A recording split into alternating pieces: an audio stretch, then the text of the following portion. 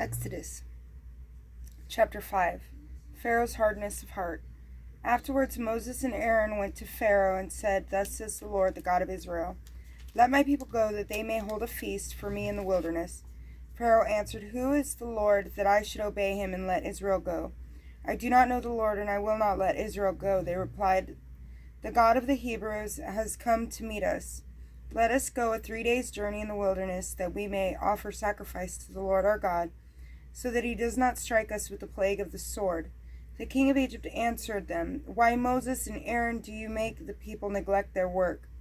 Off to your labors. Pharaoh continued, Look how they are already more numerous than the people of the land, and yet you would give them rest from their labors?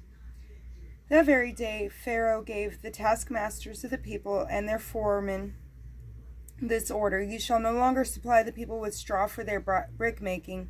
As before, let them go and gather their own straw.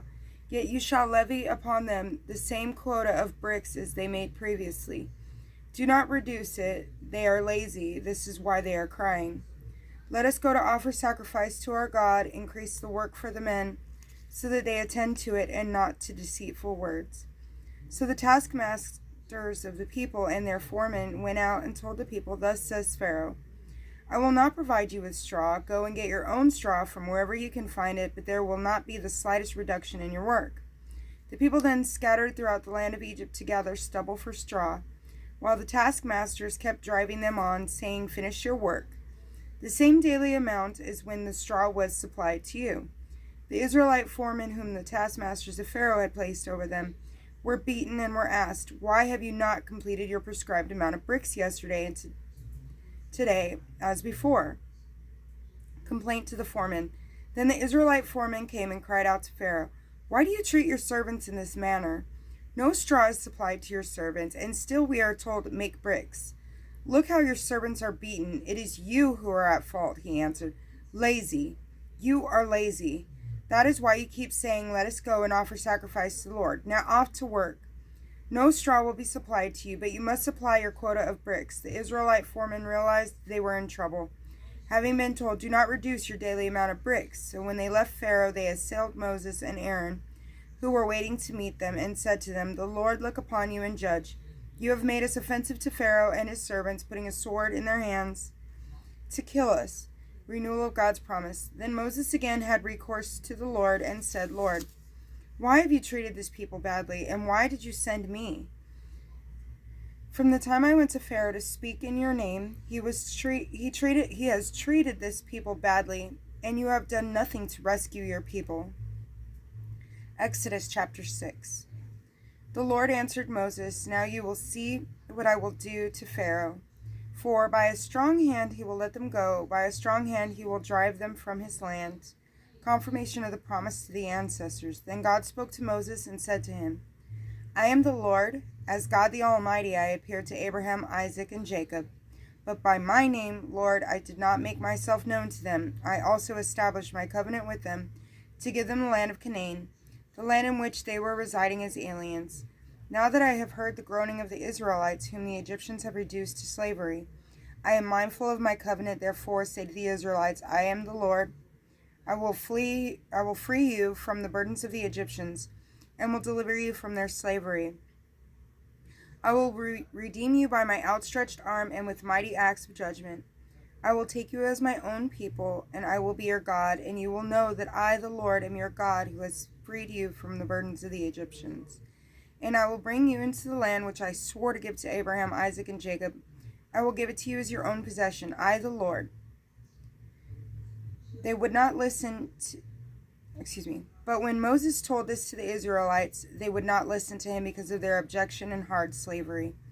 Then the Lord spoke to Moses, Go tell Pharaoh, king of Egypt, to let the Israelites leave his land.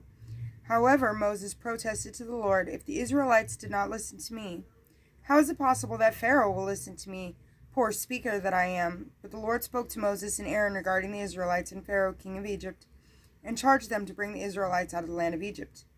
Genealogy of Moses and Aaron. These are the heads of their ancestral houses, the sons of Reuben, the firstborn of Israel, Hanok, Palu, Hezron, and Carmi. These are the clans of Reuben, the sons of Simeon, Jemuel, Jamin, Ohad, Jashan, Zohar, and Shaul, the son of a Canaanite woman. These are the clans of Simeon. These are the names of the sons of Levi in the genealogical order: Gershon, Kohath, and Merari.